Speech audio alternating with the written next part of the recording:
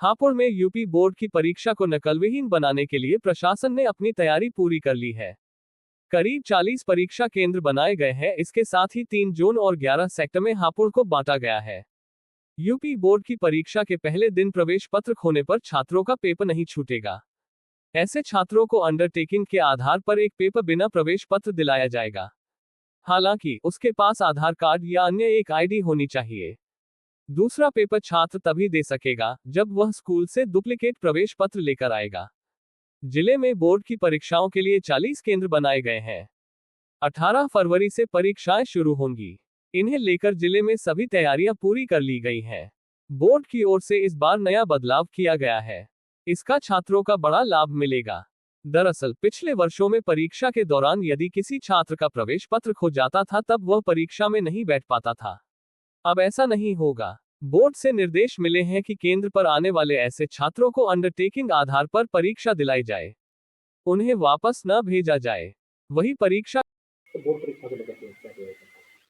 देखिए, जैसा आप अवगत हैं, माध्यमिक शिक्षा परिषद की वर्ष 2026 की बोर्ड परीक्षाएं 18 फरवरी से प्रारंभ हो जाएंगी। इसके लिए जनपद में 40 परीक्षा केंद्र जो हैं वो बोर्ड के सेंटर के रूप में चिन्हित किए गए हैं। इन सेंटर्स को चिन्हित करते वक्त इस बात का विशेष ध्यान रखा गया है कि सेंटर्स जो हैं वो सभी प्रकार की सुविधाओं से लैस हों और साथ ही साथ किसी भी सेंटर का पूर्व में किसी प्रकार का कोई आपराधिक इतिहास, विशेषकर नकल से संबंधित कोई जुड़ाव ना रहा हो।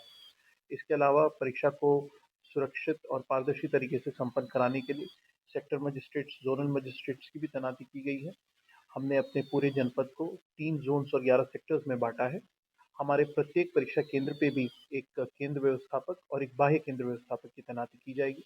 इस प्रकार लगभग 40 की संख्या में सेक्टर मजिस्ट्रेट्स, केंद्र व्यवस्थापक और बाह्य व्यवस्थापक परीक्षाओं को पारदर्शी एवं नकल रहित तरीके से कराने के लिए पूरी तरह से सजग है।